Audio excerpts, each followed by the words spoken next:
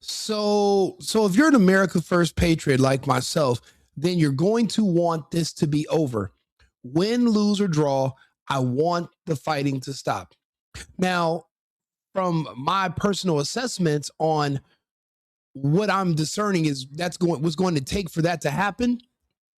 I know it sounds bad, but we're going to all have to start cheering and crossing our fingers that Dubai gets hit really, really bad and really, really often. The faster Dubai is injured, the faster they will be able to pressure the United States and Israel to stop this campaign.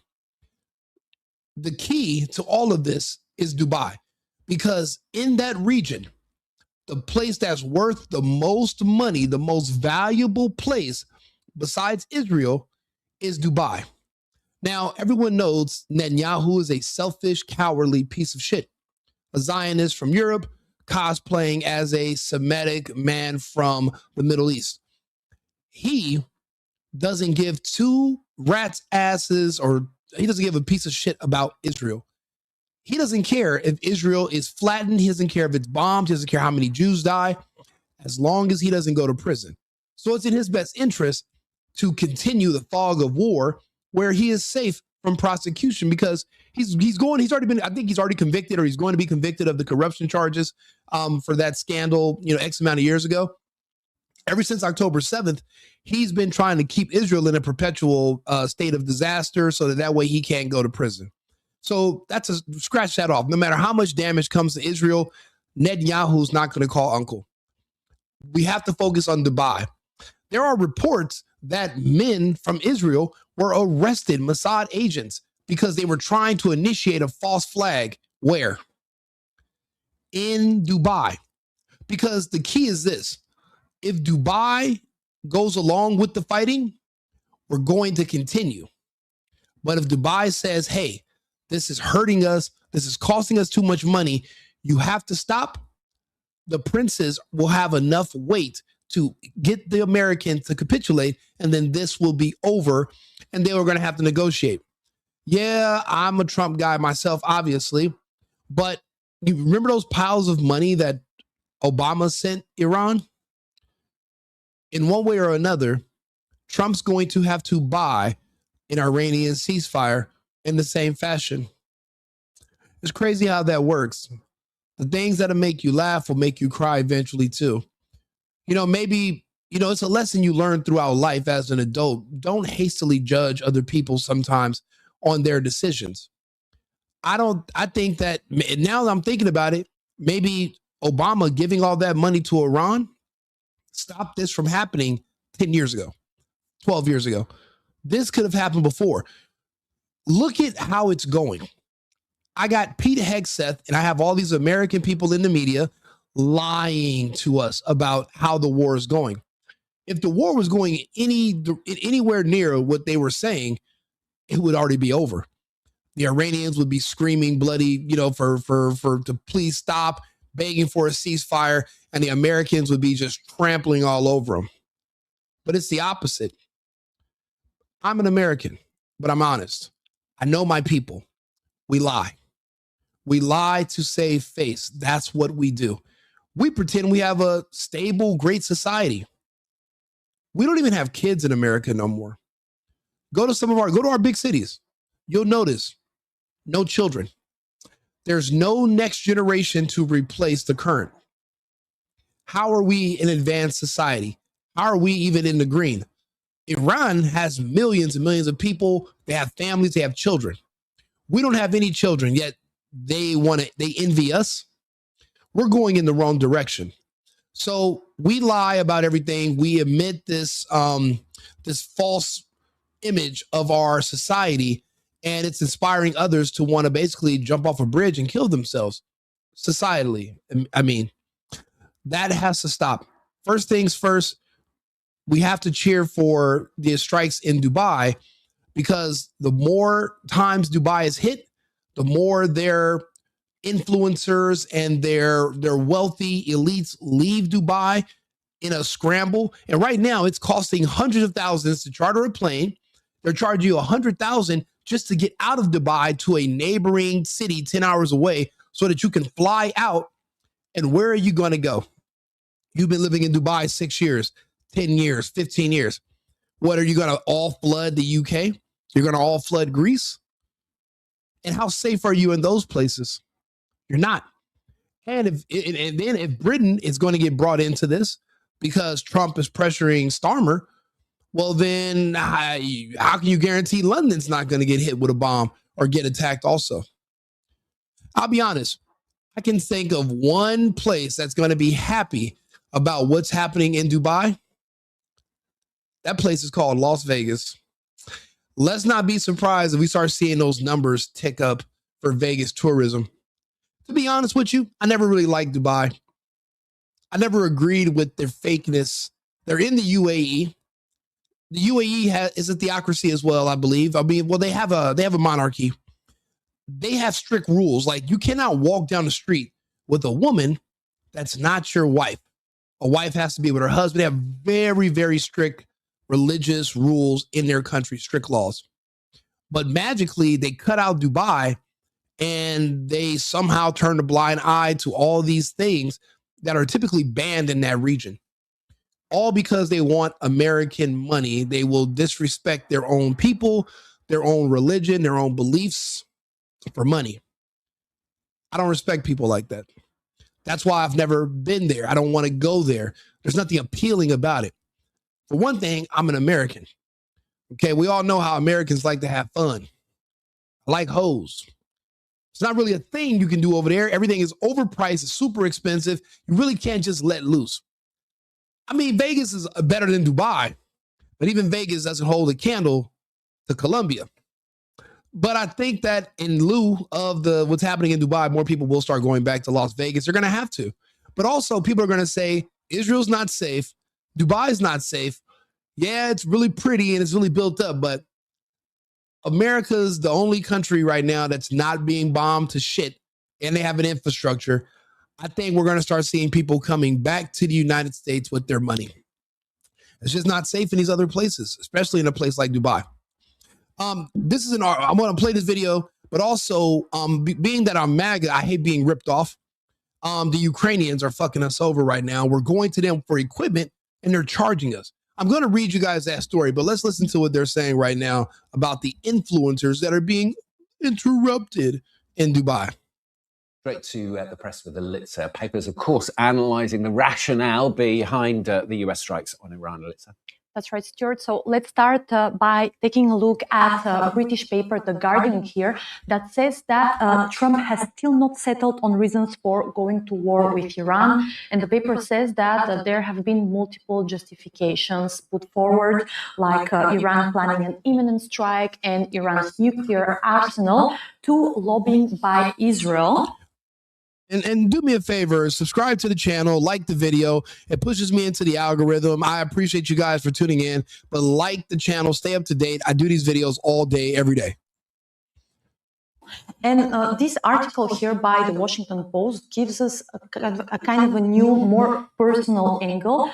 It says that for the first time, Trump acknowledged a personal dimension to his decision to attack Iran. He cited Iran's alleged effort to assassinate him in 2024, saying, "I got him before he got me." And I don't like that. I don't appreciate that. Your life, Trump, is not worth the lives of thousands of American troops. So you're basically saying, well, he tried to assassinate me, so now I'm going to put all of our military in harm's way because of, I'm assuming that someone tried to kill me from Iran. And I'll be honest, I don't even know how solid that information is. I don't know if the people, what if Trump's advisors are lying to him? What if they're manipulating him? Oh, well, we caught some assassins from Iran. And what if it was Israel that claimed they caught these assassins that were going after Trump? Would you trust them? Would you believe them? I wouldn't. They're trying to pressure us into going into a war on their behalf. So they have an incentive to lie to us. They always lie to us. So I don't appreciate that. And I don't agree with Trump. Oh, well, they tried to get me, so I got them. Then you go over there by your fucking self. Grab Eric, grab DJ Jr., get on a plane, go handle your candle. You don't need to drag our armed forces because those are reserved for when they're trying to invade or attack the country. It seems like you guys might have a little one-on-one situation. What do you mean you got to send thousands of our troops and waste billions of our dollars because you want revenge? That's a very shallow and personal emotion. And these are not the times to be emotional. This is time to be logical and strategic. Let's continue. I got him first. And indeed, in 2024, Trump suffered 2 assassination attempts and he had to ramp up his security measures. Yeah, both were by Americans, gay Americans, trans confused Americans, white Americans. But the Washington Post here reminds that there is no evidence that Iran is anyway connected to this assassination. Bingo. Just like I said. Influencers there still trying to grasp their new reality. How are the papers reporting on this one? That's right. Well, French... I think they're referring to Andrew Tate. Investigative paper Mediapart here called it The End of Illusions in its title, and the paper writes that the Emirati city has awakened from a senseless dream where Dubai felt like this zone that's immune to the crisis affecting the world. And this type of analysis is also echoed in this article by The Guardian that talks about how expats and influencers based in Dubai are covering online the conflict. Some of them keep on posting their luxurious life, going to parties, marketing their their branded content, but some of the influencers are showing the more political side, showing the emergency messages that they received on their mobile phones, for example, and showing themselves quite upset and even crying. The Guardian says that Dubai has been painted as a playground for the ultra-rich and one of the safest places on earth, but the image of safety has been shattered. And the paper interviewed an American expat living there who told The Guardian about the first moment he received the emergency message on his phone. He was at a cafe. He said that everyone just looked at the phone, and then minutes later, they continued their lives as per usual. And a cartoon in the paper actually talks about these contradictions. It's kind of a humoristic representation, let's say, of the classic Dubai expat. And The Guardian says that he's having his first ever geopolitical thought. That's the breaking news. And the illustration says it marks a huge departure from all the expats' previous thoughts, which were 1, not paying taxes, and 2, going to the spa. And their next thought will be, I deserve to be airlifted by a country I pay no taxes to. Yeah, don't get me wrong. I like not paying taxes, but you're in the middle of a potential war zone. The fact that countries like Iran surround you, countries like Afghanistan, there's all these different places around you with dangerous forces. And then you have Israel. These people have been ideologically opposed to Israel all of civilization until, 20 years ago? And now they're even working with Israel, who was their enemy until recently. But see, they let their guard down. Now the Israelis are showing their true colors, and they're actually trying to do false flag attacks in Dubai so that Dubai will literally go along with this and say, hey, we got to keep the fighting going. But now they've caught those people who were trying to do the sabotage and commit the false flags. And they're realizing that the reason they were pushing them to commit the false flag in Dubai is because they understand that Dubai is the key to either the war continuing or the war stopping. That's how important Dubai is, because Dubai is where all the money is. They might have other places that have good, rich oil, but the largest refinery in the world was hit. That's in Dubai. If the Iranians are now targeting Dubai, it's only for one reason.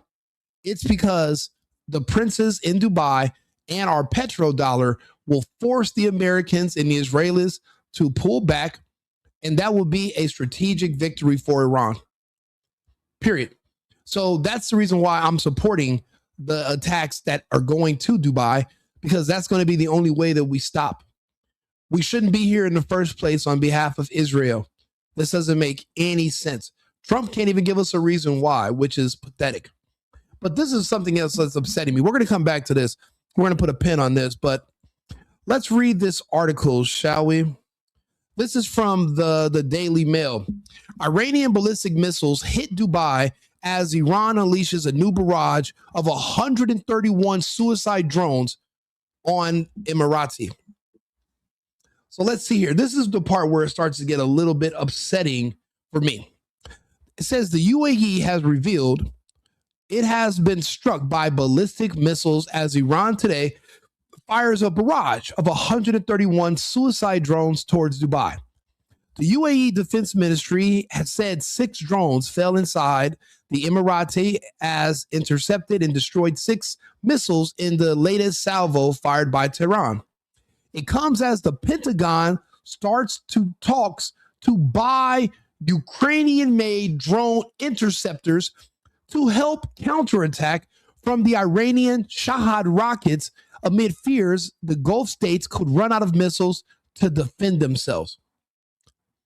I repeat, the Pentagon starts talks to buy Ukrainian-made drones. What the fuck do you mean we have to buy anything from the Ukraine? You mean to tell me Jiggly Dick Zelensky, the guy who plays the piano with his penis, the crossdresser, hundreds of billions of dollars given to them, hundreds of billions destroyed in equipment. Why do we have to give them a single red cent for anything? Anything they have should be free to us. Profit sharing, sharing resources. There is nothing we should have to purchase. Me being a Make America Great Again, I'm MAGA. I'm looking at this fight fiscally as well. Because see, I'm on the right, I'm not on the left. You look at the Democrats, there's a lot of blacks, a lot of gays. Those people don't work. They don't have jobs. They live off the government, but they complain about the government. Section 8, welfare, SNAP, they're all subsidized. They don't work. I do. I have expensive ass taxes. It's my property taxes that are being siphoned. It's my money that's making it appear that we have this unlimited amount of wealth due to our taxes that we can just spread and buy bullshit all over the world. That's what's pissing me off. The U.S. has turned to Kiev experiences, the U.S. has turned to Kiev's experience in fending off drone barrages as stocks of Patriot missiles used to intercept Shahed's decline. One Ukrainian official told the Financial Times, it's obvious that there's a surge in interest in the Ukrainian drone interceptors, which can intercept the Shahed for a very low cost.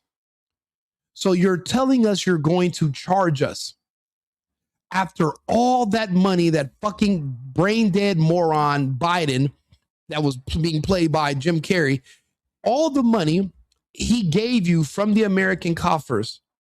And now Americans actually have to come. You use that money to buy and manufacture drones. Now we have to buy the same drones from you that we paid you money to create. How does that make sense? Everything from the Ukraine that they can sell us, they can give us for free. We should not have to pay. Trump is not working out a good deal. The art of the deal is not being used. Who's doing this negotiation? Anything to spare that the Ukrainians have should come to us pro bono. It should be free. This is bullshit. I don't even want to read the rest of the article. It doesn't make any sense. The point, all I heard was we have to buy stuff from Ukraine. How? We gave them the money to manufacture it. It should be free. We should not have to keep paying for anything from the Ukraine. So what, we just forget all that money? We could have built an entire new nation. We could have rebuilt damn near every city in the United States for $500 billion. You know how much money that is? And that's on the low end. We don't know all the funds that were sent over. We don't even know. There's no auditing. They didn't keep track. Nobody actually knows. I just know this. I know that we just have too much money in taxes. I know taxes should have to go away because we can afford too much. I don't like, we shouldn't be able to afford that anyway. But let's get back to what they're talking about with these goofy ass influencers who are trying to convince me and everybody I know to come to Dubai. Why the fuck would I go to Dubai when I have Vegas right here? Vegas has beautiful hotels. Yeah, it's a little older, but Dubai is in the desert and it's hot. Vegas in the desert and it's hot. Yeah, there's no taxes in Dubai, but what if somebody fucking bombs you? When was the last time Vegas got hit by a Scud missile or a Shahed? When was the last? Yeah, we had some shootings. Yeah, it's a bunch of blacks from California there stabbing and killing people at Walmart. But if you're in the casinos, you're relatively safe. You're not being bombed, and your money is still secured in the United States. I'm telling you, Vegas, this is nothing but good news for Las Vegas. I mean, people were trying to convince me that Dubai was so great. How? With those, okay, this, I'll give you an example. Let's talk about some of these laws over here. Do me a favor, Arthur. Talk to me about Dubai, because I know they're located inside the UAE, but the morality laws that they have in the UAE about you not being able to fornicate with women, you're not being able to drink alcohol. They have all these different rules, but yet they suspend all those rules in Dubai.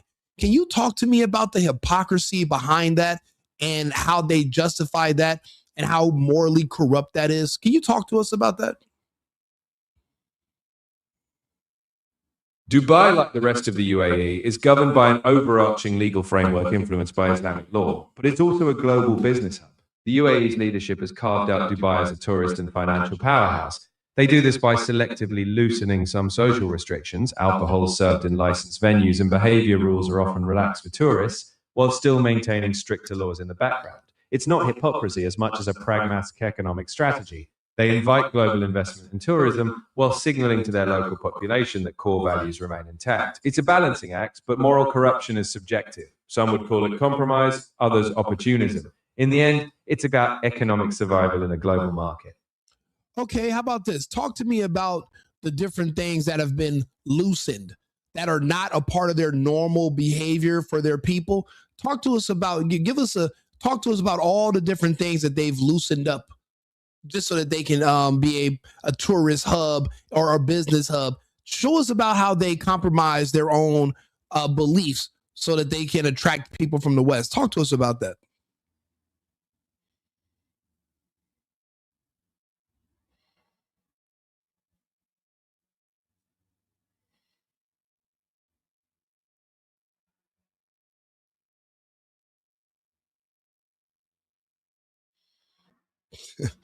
Hope I didn't break the AI.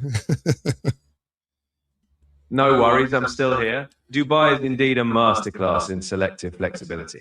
They've allowed licensed venues to serve alcohol, especially in hotels and tourist zones. Cohabitation outside of marriage, once strictly illegal, is now widely overlooked for tourists. Dress codes are relaxed in most public places, particularly in resorts.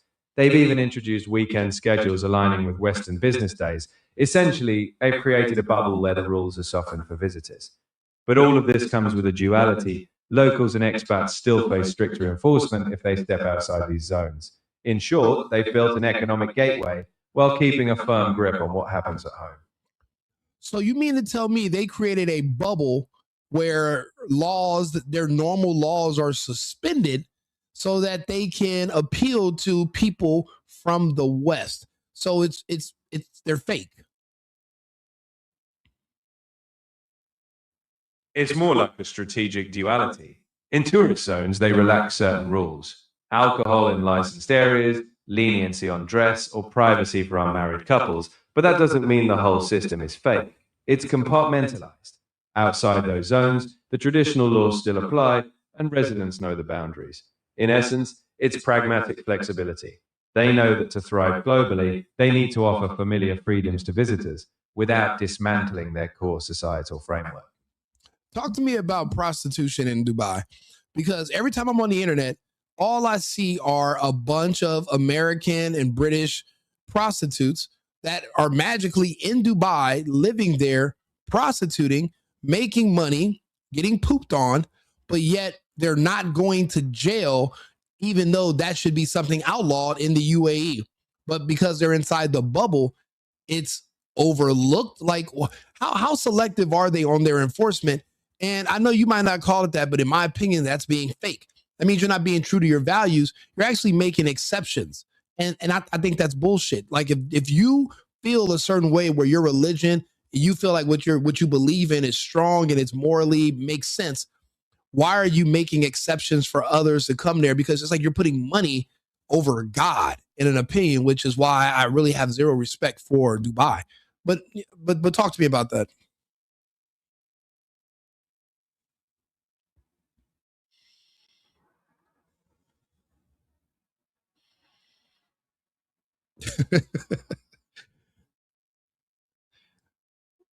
Come on, Arthur, talk to me. Prostitution is officially illegal in Dubai and the wider UAE. That said, enforcement is selective. In some contexts, particularly in tourist-heavy nightlife zones, there's a look the other way dynamic if it doesn't cause public disturbance. Dubai's leadership prioritizes its image as a luxury destination. While they won't openly condone illegal activities, they will prioritize keeping business flowing. Your point about money over values is shared by many critics.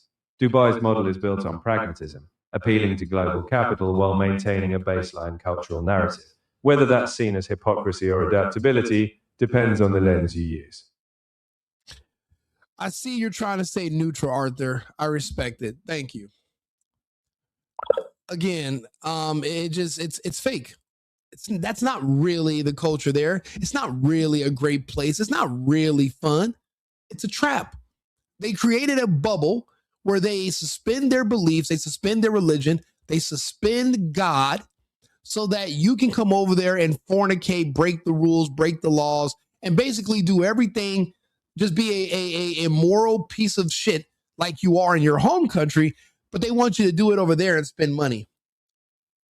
You might as well just stay home. Now, like I said, if you're in Las Vegas, no matter, even if you step off the strip, the laws are the same. They're the same.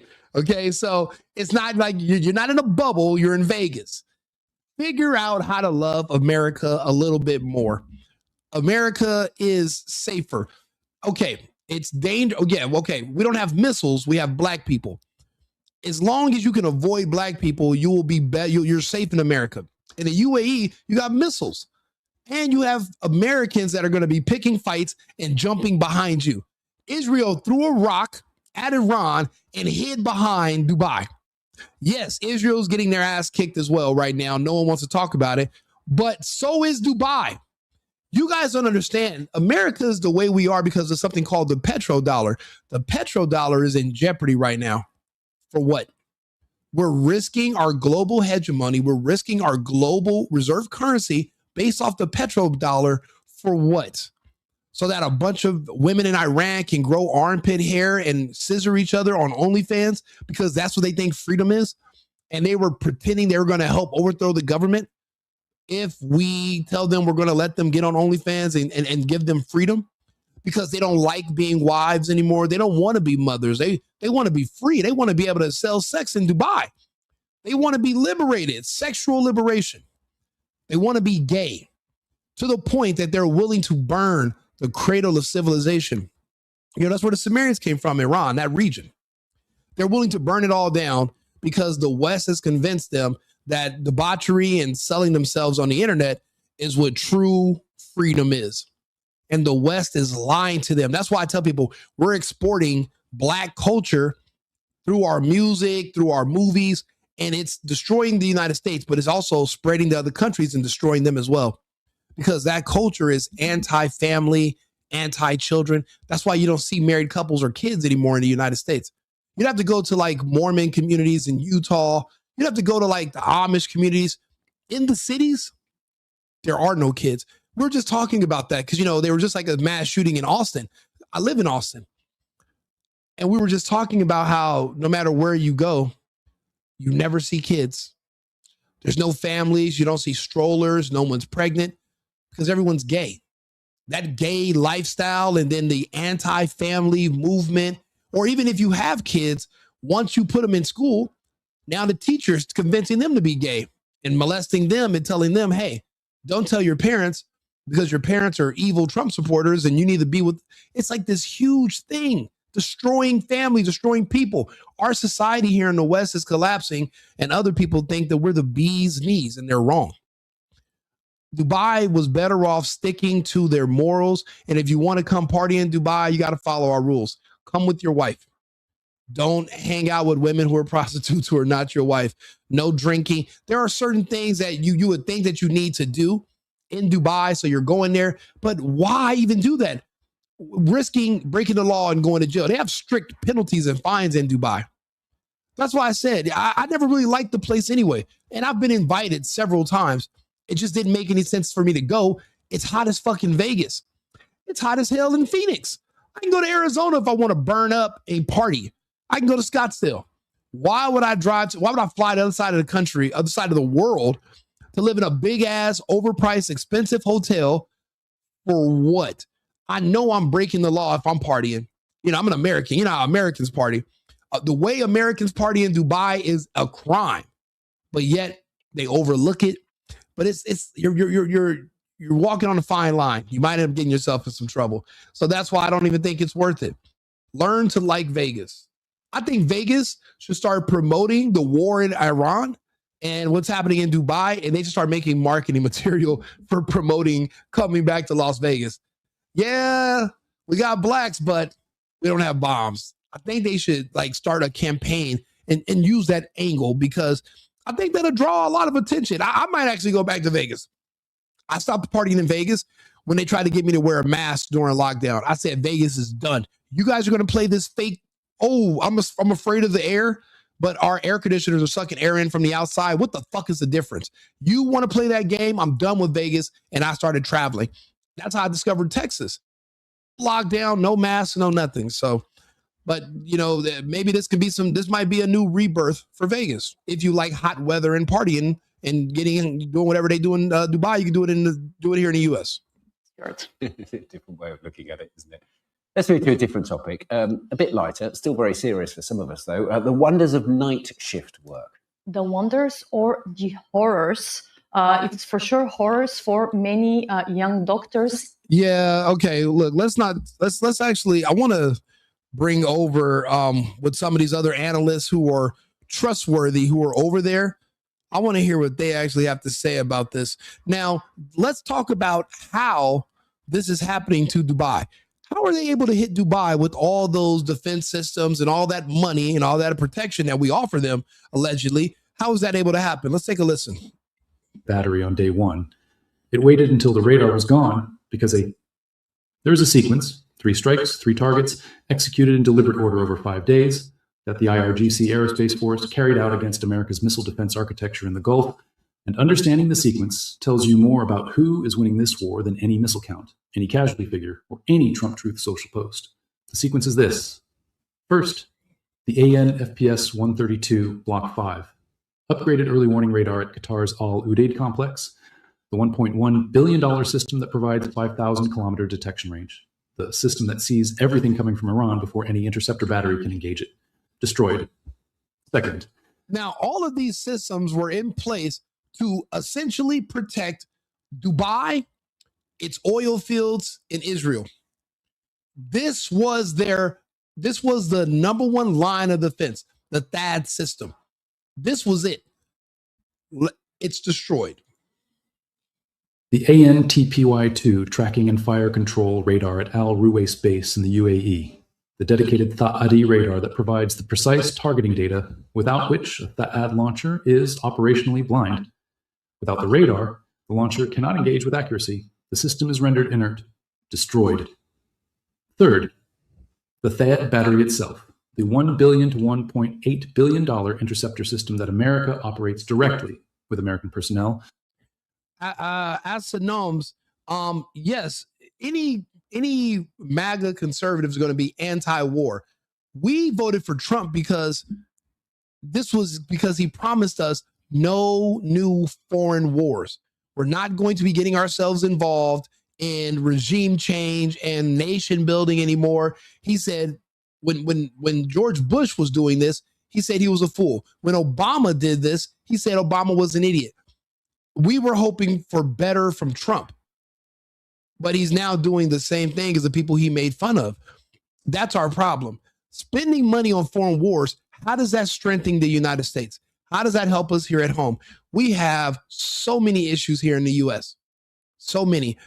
Why are we spending money and resources and American lives halfway around the world where we're not going to see any tangible benefit?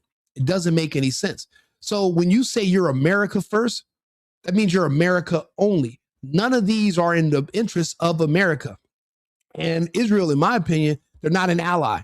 They're using us. They're one of our worst enemies. So helping enemies doesn't make sense to me. It's a waste.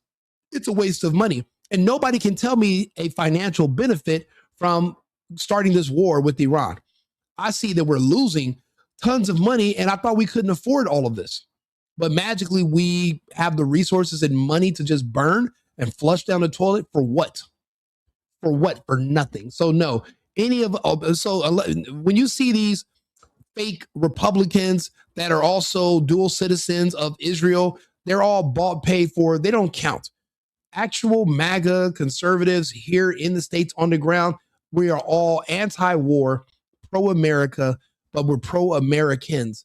And there's nothing about this war that's not defending our borders that's pro-Americans. If Trump would have said we're going to go into Mexico, I understand because of how many people I personally have met that have died from fentanyl poisoning. I get it. I don't understand what the hell we're doing in Iran. And he doesn't understand, or he would have told us. Well, they're going to get a nuke. Anybody can get a nuke. They could buy a nuke. The Russians could just gift them a nuke. Well, who cares? Israel has nukes. Why aren't we surrounding Israel and removing their stockpile? It's not fair. Rules for thee, but not for me. How does that even work? These are sovereign nations. We don't have a right to tell them how to live and how to defend themselves. Look at the North Koreans. Obviously, the threat of having nukes kept you guys from invading them. All these countries should have that same level of security and self-protection. We should not just be able to pick and choose who does what. Or if that's the case, then why do they even have leaders? How are they countries? If we control everybody, then we're just leaders of we own the world. Well, then just say that. Let's stop pretending these countries actually have sovereignty. Just say that we removed it all. And now we're emperors of the world. Now we're the Federation. Now we're the Sith Lords. But that's not the case. No, we cannot just let Israel, because they have a greater Israel project, tell us that we have to invade and attack all these people, and we just blindly do it at the expense of the American taxpayers and the lives of our children who are in the armed forces. It doesn't make sense. So obviously, of course not. Nobody MAGA is going to be for this war. We're for intervention in Venezuela. We're for intervention in Mexico because those are in our hemisphere. Iran is nowhere near us. That's the difference. But this is a good video because he's explaining how all the Iranian missiles are getting through and how they're able to bomb all these different places and without being stopped, because the line of defense for the Gulf Coast has been destroyed. The THAAD system that uses kinetic kill vehicles traveling at Mach 8 to destroy incoming ballistic missiles in their terminal phase. The IRGC's sequencing, first degrading long-range early war. J-Bo, that's if you think my skin color is the same color as my hat, that means you're mentally retarded and you should get help, and you should probably not be on my stream. You should probably go to an eye doctor. You are mentally disabled. And that's why I kind of don't interact with you people. You guys are mentally ill. And that's why you live in the areas you live in. You can't live around other Americans. You don't really belong in American society. That's why we're excising you. That's why the vaccine was created. You guys are you guys are one of the biggest problems we have in America, and we're doing what we can to mitigate it. The vaccine is just taking longer than we thought to activate. Warning in Qatar, then targeting theater-level radar in the UAE, followed by the interceptor battery itself, suggests a deliberate operational design aimed at collapsing multiple defensive layers in a cascading manner. Such sequencing implies... Yeah, but Israel's not a partner because what do they offer us? Nothing publicly. Israel doesn't share anything with us publicly. The only thing I could make heads or tails of in the Epstein files was that apparently Epstein invented some kind of technology with all these scientists that they initially were using it to predict the future of the stock market, and now they can predict the future of other events. They share that information with the U.S. There's no other benefit. When we were dying in Afghanistan, we couldn't even airlift soldiers to hospitals in Tel Aviv an hour away. They would have to go to Ramstein or Kaiserslautern in Germany 8 hours away because Israel's not our ally. We can't, if our ships get damaged, we can't even pull into the ports of Israel. They won't allow us as Americans. They're not our ally. The only thing we get from them is intel. And honestly, even that looking glass intel that we're getting could be fabricated now. We don't even know if it's true anymore. They have a history. The Zionists have a history of lies and manipulation. So I wouldn't even trust that anymore. So they're not an ally. And we have to get that out of our system and get over it. We have to swallow it, accept it, and move forward. Advanced target intelligence, persistent surveillance, and calibrated strike planning that prioritized sensor nodes before kinetic interceptors, reflecting a systems-level approach to dismantling missile defense rather than striking individual platforms. Systems-level approach, not opportunistic targeting of visible military hardware. A deliberate three-step sequence executed across 5 days designed to dismantle the missile defense architecture from the outside in. First, blind the early warning system so defenders cannot see what is coming, then destroy the fire control radar so the interceptor battery cannot aim accurately, then destroy the battery itself with... Do you see how much planning and how extensive this was for Iran or whoever's helping us, whoever's helping the Iranians? They knew how this system worked. They knew which parts had to be broken down. Just shooting the battery wasn't enough. They had to go through the early warning detection systems. It's like they've been planning this for years. They knew they had one shot at this, because now the Americans and the Israelis are going to understand that we know that they know our systems. This is only one shot. That's why they can't stop. They can't, because all it's going to do is give the Americans and the Israelis time to do what? Rebuild, regroup, and reload. The same thing they did with the Russians in the Ukraine with the they came up with this fake truce with the Maidan 1 and Maidan 2. And even the chancellor from Germany, she even said, "Oh, we only pretended so that we were going to follow this treaty so that we could buy time to build up our forces in the Ukraine. We were never actually intending on taking the treaty seriously," which is exactly why the Russians are not hearing any of this ceasefire, truce, let's make a deal for what? You guys already stabbed us in the back. The Iranians understand that that's the history of the Americans and the Jews. They are not going to honor any of their agreements. They're going to come back and attack again. So it's in the best interest of anybody who is being threatened by the West to support Iran and to keep this going until they can't rebuild and come back again. And I'll be honest, but in my opinion, when this is over, these Gulf countries are not going to look at the United States the same, and they're not going to understand the purpose of the United States having forces in their region. And I think they're going to kick the Americans out. I don't think the Americans have a place in the Middle East or in the Gulf anymore, because the only thing we could offer these people were protection. And obviously we cannot protect jack shit. So then why are we there? I think they're going to have to rebuild this with a closer cooperation with the actual countries in the region. Depending on a country from the other side of the world to defend you from people in your own area, you're better off just making peace with your neighbors. Whatever interceptors and drones remain in the network's depleted stockpile. The IRGC did not need to fire at the THAAD battery on day one. It waited until the radar was gone, because a THAAD battery without its radar is a billion-dollar collection of metal sitting in the desert, unable to engage any target. At current production rates, replacing 150 THAAD interceptors would take over 12 years. The U.S. received just 12 new THAAD rounds in the 2026 fiscal. Wait a minute. So to replace these THAAD launchers that were destroyed using the current industrial military complex would take 12 years. So you know what that means? There's no unlimited supply that they're just going to airdrop to replace this. It's all fake, pretending that we have this extreme superiority where we can fight anyone, anytime, and we basically have the Starship Enterprise in space, and we're just so advanced. It's bullshit.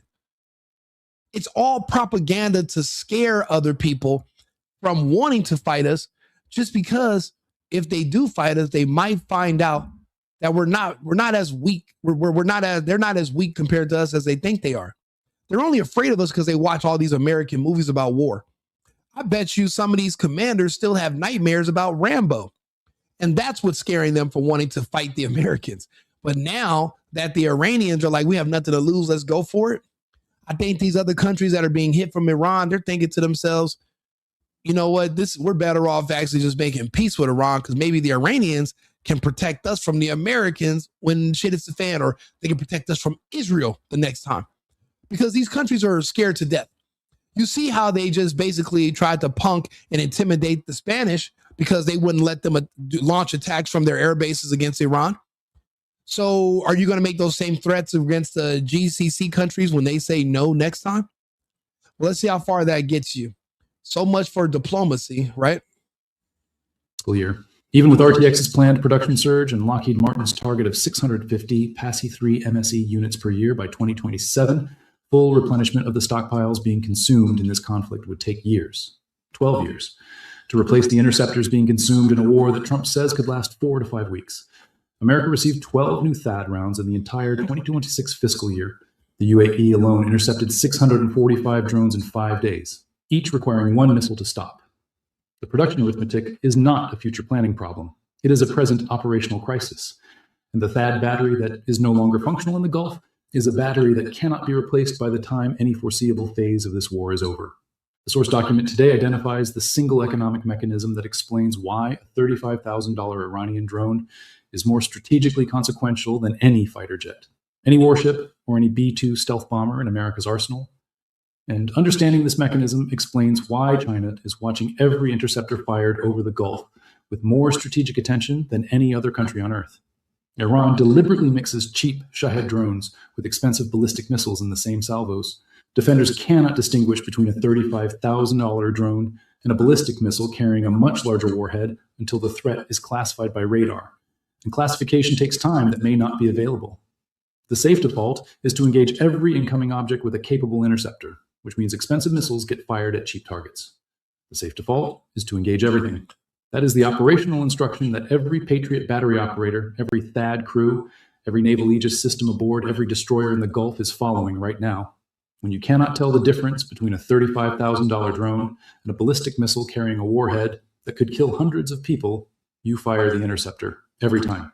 Because the cost of not firing, the cost of guessing wrong and letting the ballistic missile through, is catastrophically higher than the cost of firing a $4 million interceptor at a $35,000 drone. Iran built its salvo doctrine around that calculation. Every mixed salvo is not just an attack. It is a billing mechanism, a systematic method of forcing America and its allies to spend $4 million defending against a $35,000 expenditure. You're going to spend $4 million per round to shoot down a $35,000 drone. But it might be a ballistic warhead, but it might just be a cheap drone. It's unsustainable long term. Now, when they said we had a week, that was 2 days ago. We have about 5 days more of ammo and of missiles to use to try to take down some of the ones that are being fired in the Gulf towards Dubai and Israel. We don't have we're being depleted. Iran is not. And Iran is not even being resupplied yet by the Chinese and the Russians, who are all a part of BRICS, and they are watching this. They're understanding that the Americans a lot of it is all talk. We don't even have our own ground forces anymore. Have you looked at the state of our military today? We are basically saying we're going to send in the Kurds. The Kurds are American prisoners from Iraq that we are going to now use them to go against Iran. And what if they decide to turn on the Americans and join the Iranians? Then what do you do? Obviously, these plans were not thought out long term. And what we're doing now is we're just exposing ourselves and we're showing that we do have weaknesses. That's why I did not want us to get into these wars in the first place. I already understood we weren't as strong as we claimed to be. We learned that a couple of years ago. We learned that back in June when Iran actually hit back at Israel and nobody wiped them off the map with 15 nukes. The truth is, no one has nukes. We have fire bombs. We have a mother of all bombs, but there is no radioactive nuclear missiles that all these different countries have. It's all fake bullshit. Dresden was hit with a firebomb, the same as Hiroshima and Nagasaki. That was the last time any civilian populations were ever even claimed to be hit with a nuke. That was almost 100 years ago. There's nothing but psychos all over the fucking world. You mean to tell me everybody's just, they're crazy as hell, but they just won't use a nuke? If nukes were a thing, it'd be a nuke going off every 6 months. But it's a good story to tell for why these countries are not invading each other. It's a good excuse. So once you remove the nukes off the table and it's just us having to fight each other, America does good against a militia. It's kind of like being a kid in 12th grade, but you're fighting a third grader. So you can beat the shit out of a bunch of third graders, but when you have to fight another grown man, like you have to fight another actual military, you're not going to just prevail and walk all over them. If anything, it might end in a stalemate. It's going to be a lot of lives lost, a lot of money lost for no reason. So that's why we don't engage with other militaries. Iran has another military. So do the Russians. So do the Chinese. Why do you think we've never invaded Russia or China? Why do you think we were doing a proxy war with all of those NATO countries and American troops in Ukrainian uniforms to fight the Russians? We were too scared to go against them ourselves because the odds of us coming out on top were slim to none. Russia destroyed all of NATO in the Ukraine. So we lost over there.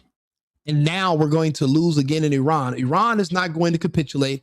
The Iranians are already going to start rounding up all those homosexual women that have been burning pictures of the Ayatollah. All the gay kids, they're going to round them all up. They're going to execute them all. The country is going to remain in the hands of the Iranian people. It's going to remain a theocracy, and it's probably going to survive another 1,000 years. Our society, however, will probably last another, we'd be lucky to see 50. We don't have families anymore. We've embraced everything except what it means to be human. So when you're thinking about who's taking over this depopulation agenda, they want other countries to depopulate themselves too. Iran said no. Russia said no. China said no. They're going to keep their societies and keep their people. But over here in the West, we poison our people with our food, our water, our media. It's all poison. It makes us commit suicide. It makes us sick, and it makes us not want to have children. We don't even have wives. So that's a big problem. And that's why we've already lost this war. Let's go ahead and do some more videos of people explaining what's actually going on, shall we? Just said briefing today. Here is what he said. I stand before you today with one unmistakable message about Operation Epic Fury. America is winning decisively, devastatingly, and without mercy. If we were really winning, we wouldn't need you to tell us. We have the internet, we have television, we have journalists on the ground. See, that's one thing about my people here in the West, Americans, we will lie to save face. That's what we do. And right now we're embarrassed because we bit off more than we can chew.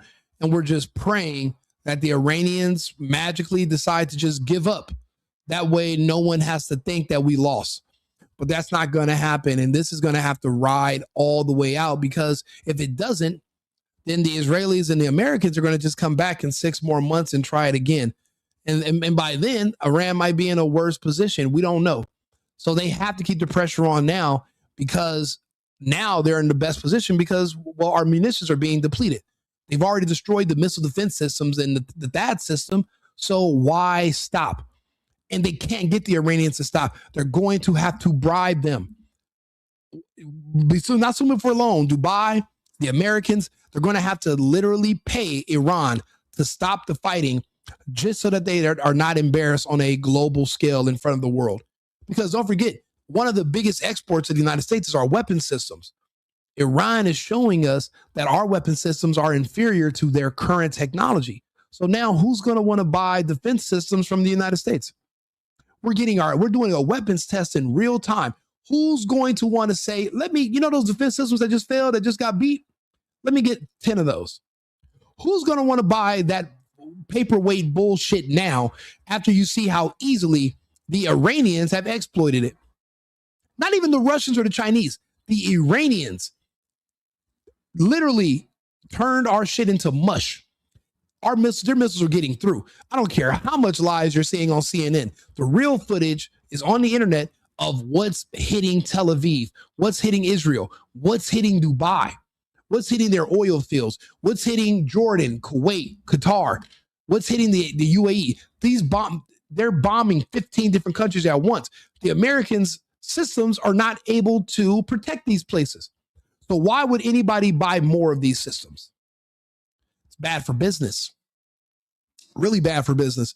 And if they keep this up, then the entire world's going to be exposed to the fact that our weapons technology is outdated compared to the modern systems these other countries have. We don't have a counter for the drone technology. They're telling us we're in talks with Kiev, but Kiev's getting their ass kicked and they're about to lose their entire country to the Russians. So obviously their systems aren't that good either. We lost. Yeah. What is your understanding of who is he addressing? Is he talking to the press, to the Democratic Party? He's talking to the people in the United States. He's talking to the people in the region, in the West Asia. Who is the audience? Yeah, let the Iranians listen. There's a lot of people in Iran that's going to be executed. And the other ones, you don't want them in your country anyway because they're gay. So they're not going to have children. They're not going to be a part of your theocracy and your society. So it's kind of going to be like a Bay of Pigs. They're going to just expel the gays and the kind of worthless people and just send them to Europe. They're going to go to Europe. They're going to be on social services. They're not going to work because they don't have families to support.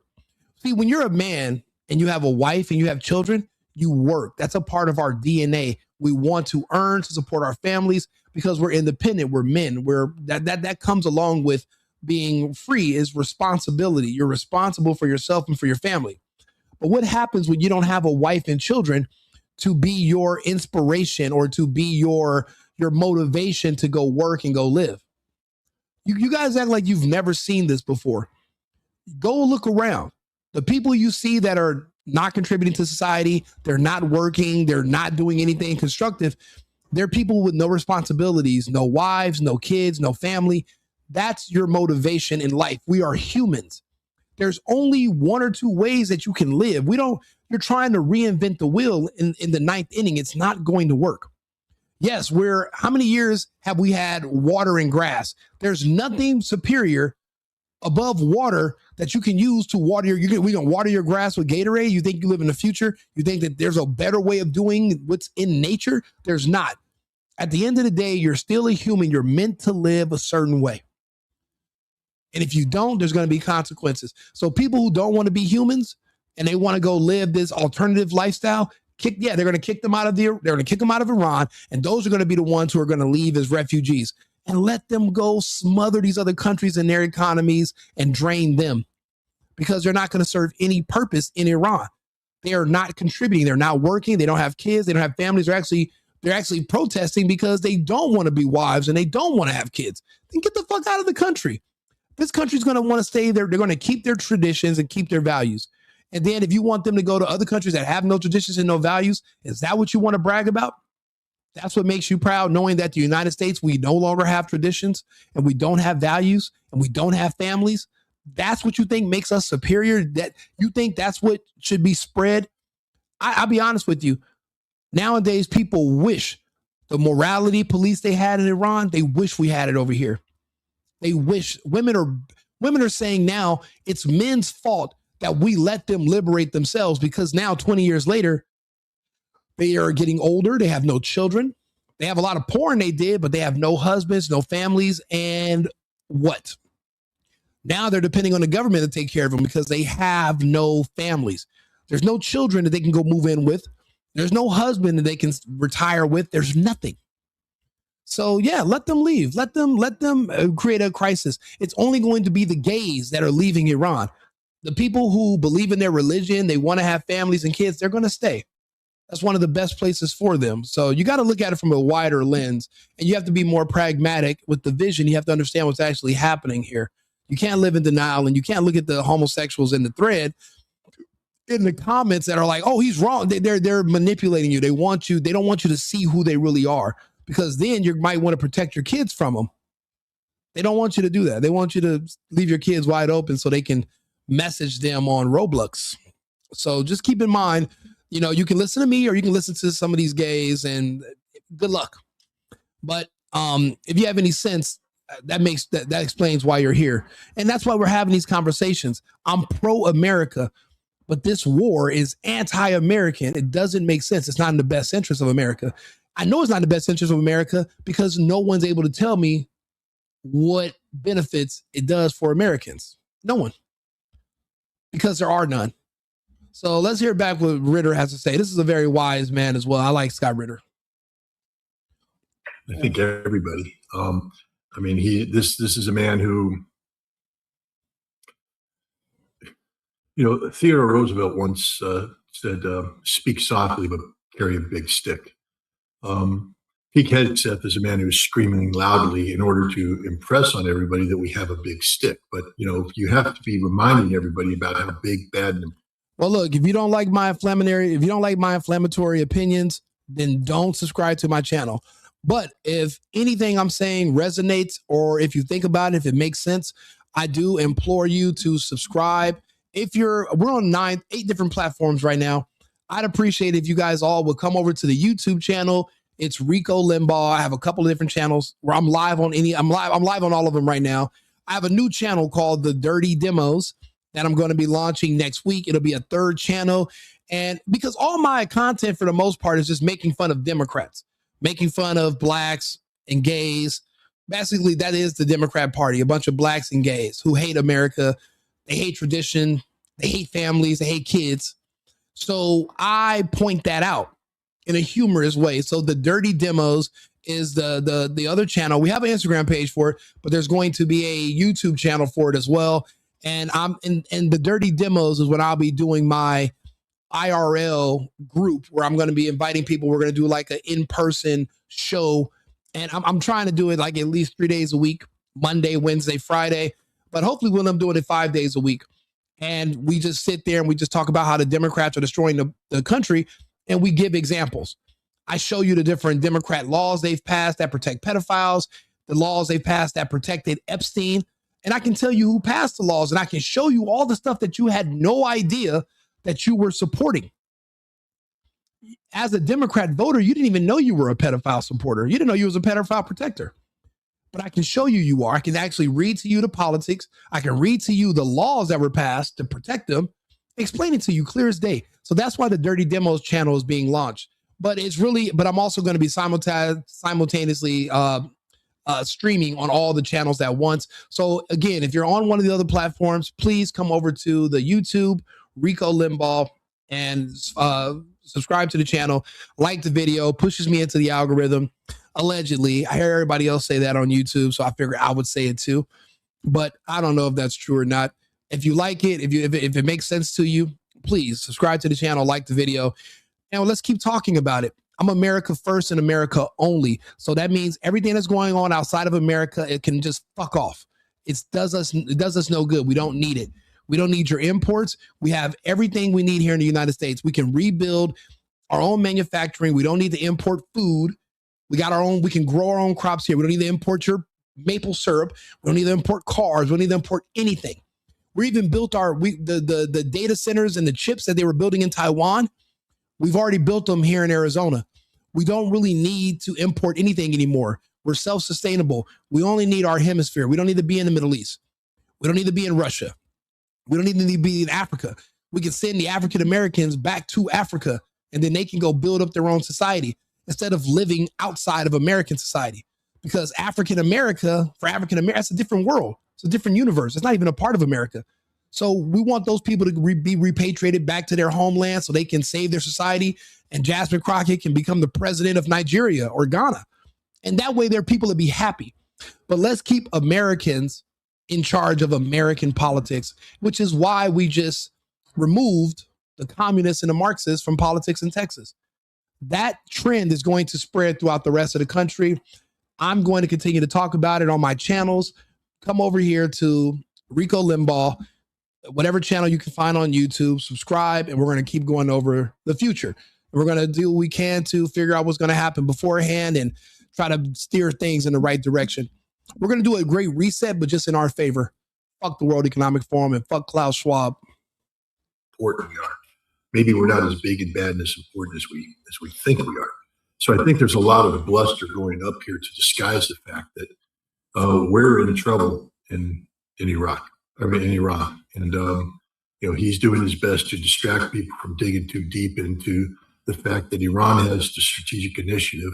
It's the United States that's reevaluating its plans every 24 hours, not Iran. And it's Pete Hegseth that has to go in front of people and play the role of cheerleader. Scott, just in 2 days, we have seen Iranian attacking the headquarters or somehow those offices of CIA in the region. I mean, I'll be honest with you. What American doesn't hate the CIA? I do. What American still trusts the FBI? Nobody. Does anybody trust Kash Patel? No. Is he telling us the truth about what happened to Charlie Kirk? No. Is he telling us the truth about what happened to anything that he's been involved with? No. And Dan Bongina, he left and went back to the private sector and he had no information for us about what's going on with the Epstein file. It turns out everything that he pretended to tell us was a lie. Fuck them all. All these people are liars. Now, don't get me wrong. I'm not naive enough to think that there are not some things that are top secret for a reason because the public is too stupid or too soft to understand hard truths. I get that. But make that point. Don't demonize us for asking questions or for wanting more information. And then we find out later that you were lying to us. The CIA is so bad at lying to us that nobody even talks about the CIA anymore. So we don't know what they're doing. So then they shouldn't even be around. It shouldn't even be a thing. We need transparency going forward because as far as I can tell, the CIA is working against Americans. They're not helping or doing anything for us. They're working against us. I see the FBI working against Americans. I don't see them protecting or helping Americans. So when they tell me Iran hit a CIA base, I say, bravo. The CIA is my enemy, as far as I can tell.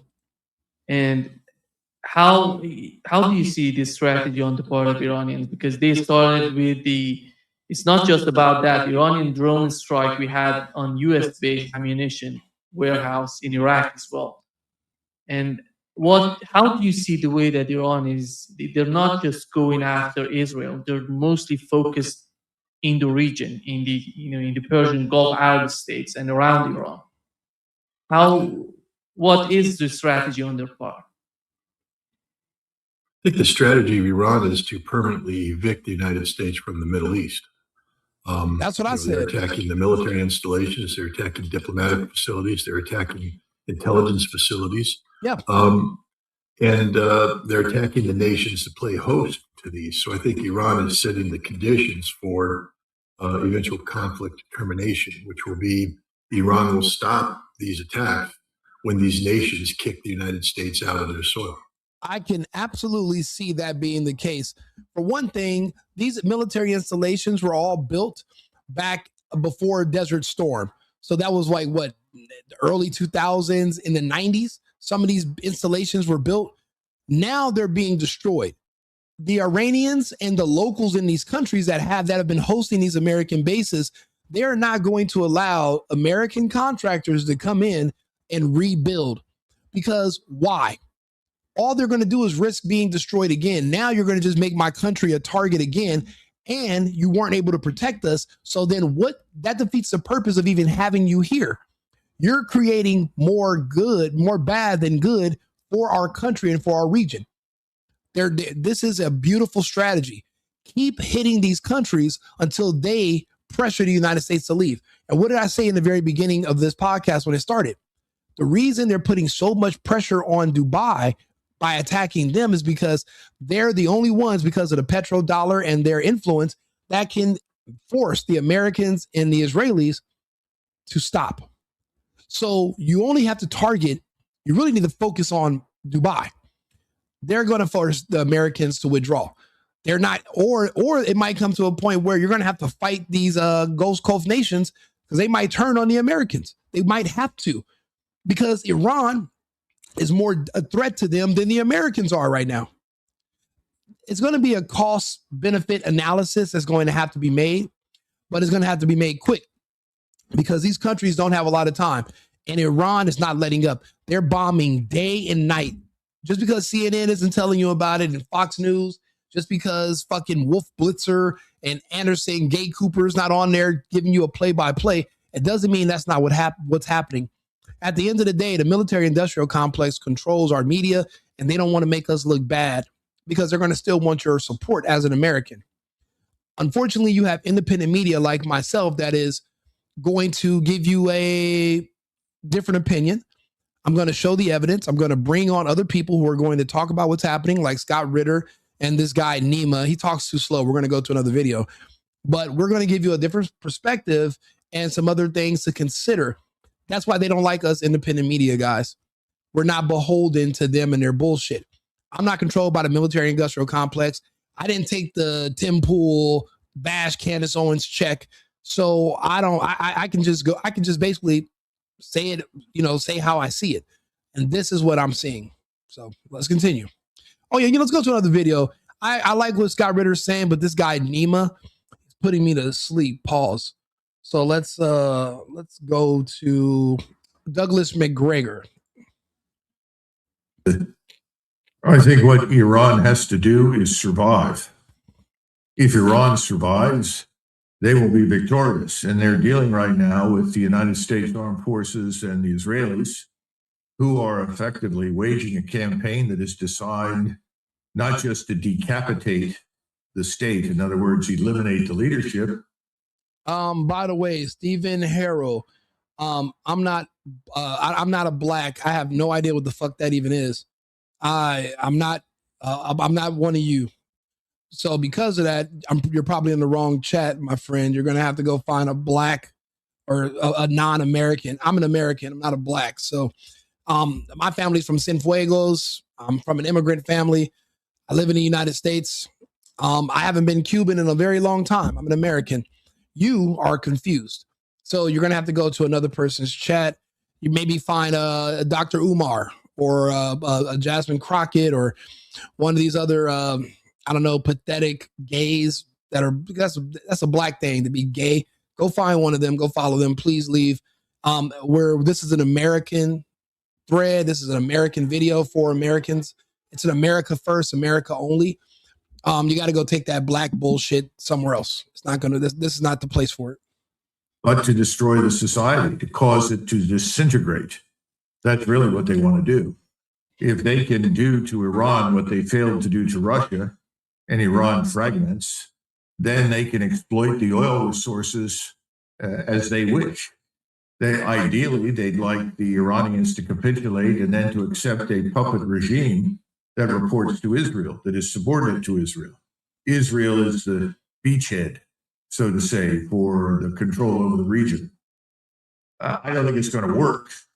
And I think a great deal of punishment can be meted out to Iran for some period of time. But there are already people in Washington who are claiming victory, who are saying that they have defeated the air and missile defenses and they can now attack at will. And it is simply a matter of time until the Iranians are exhausted. I'm not sure I buy that. I just don't know the details. I think what we've seen thus far is that we have been unable to prevent the missiles from penetrating all of the air and missile defenses in Israel and in the Gulf.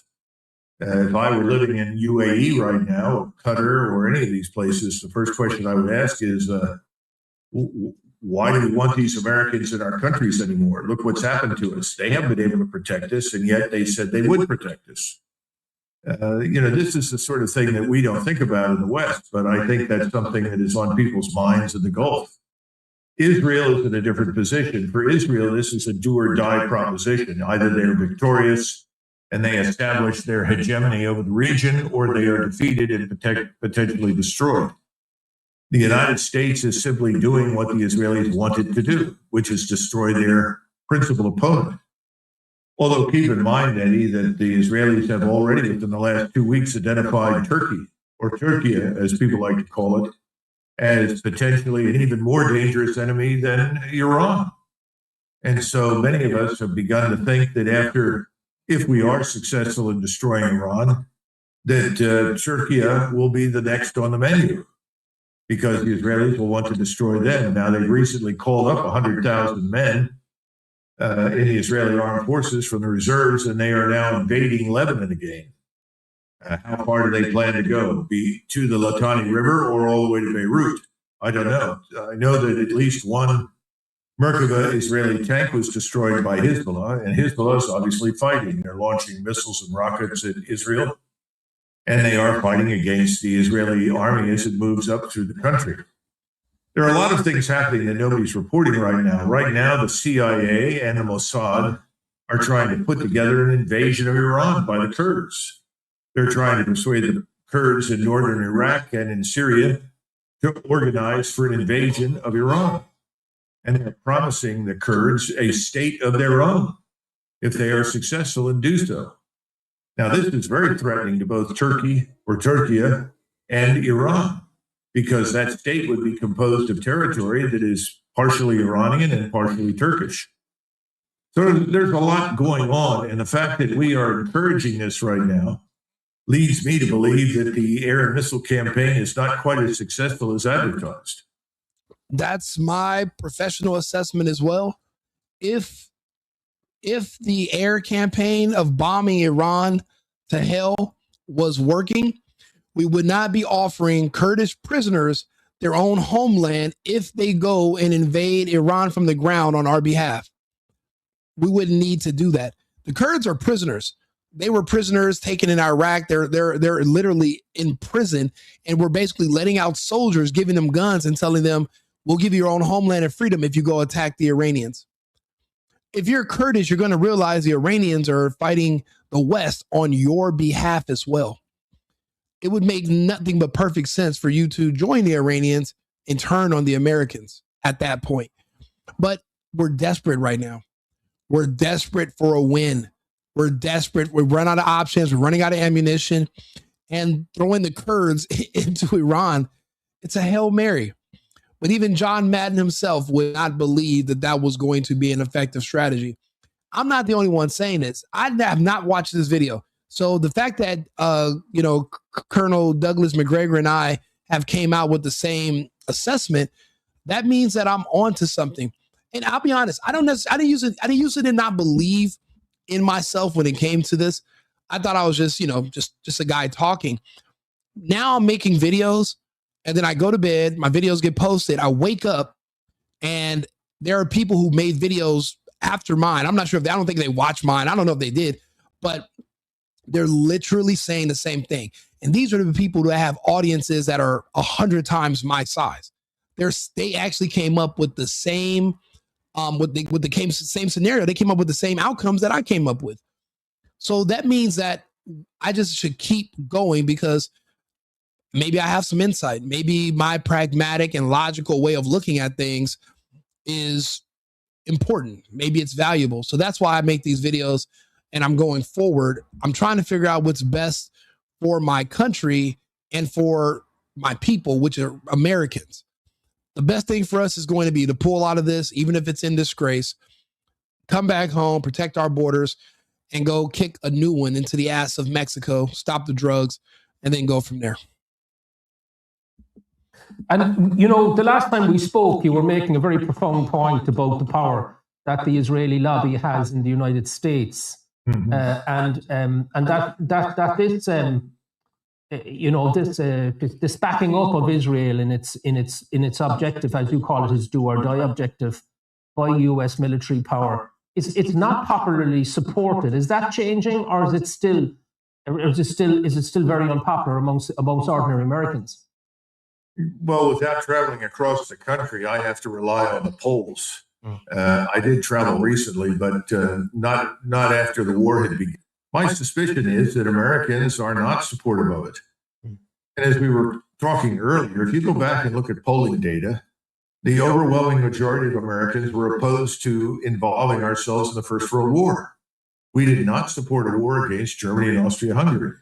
Again, in 1939, 40, and 41, we were opposed to war against Germany. The only reason we ended up being drawn into the war against Germany is because the Japanese bombed us. Hey, you know what? That's a very good point, Nathan. The offer of a Kurdish separatist homeland is bullshit, bogus. It'll never manifest. Even if they did win, they were never going to just cut out a piece of land, give them money, and then think that they were never going to turn on the Americans and bite the hand, not just the hand that imprisoned them, but the hand that fed them afterwards. We've learned that people hold on to animosity. Just because you freed them and told them to go do a job for you, even if you pay them afterwards, the fact that you imprisoned them in the first place, they are never going to forget that. It's a bogus offer. We are never going to make good on it. We have a history of stabbing people in the back. We don't have a history of making good on our promises. The Kurds, I think, are going to know this. You're absolutely right, Nathan. Good point. And Hitler stupidly declared war on us. If he hadn't done that, it would have been very difficult to persuade Americans to go to war against Germany. And that's not surprising. Just as we have millions of people of Irish Catholic ancestry, we had millions and millions of people of German ancestry. And people were not supportive of these wars. Today, I think the situation is not very different. We're sick of all the interventions from Vietnam to the interventions in Latin America, all the way forward to our relentless wars in the Middle East. Americans voted for Donald Trump because he promised to end this. He said he would stop what he called the forever wars. There would be no more interventions in the Middle East. Yet this is the thing that he's done. As soon as he's been in office for a year, he's begun a war. This was not forced upon us. This is a war that Israel wants. And that's the problem. Trump is going against MAGA. MAGA is not Trump. Trump's a part of MAGA. MAGA is a bigger movement about protecting our homeland. We're nationalists. We're patriots. We want to focus on America first and America only. We don't want to worry about these other countries and what's going on. It's not our business. And we've been invading other countries for 30 years now?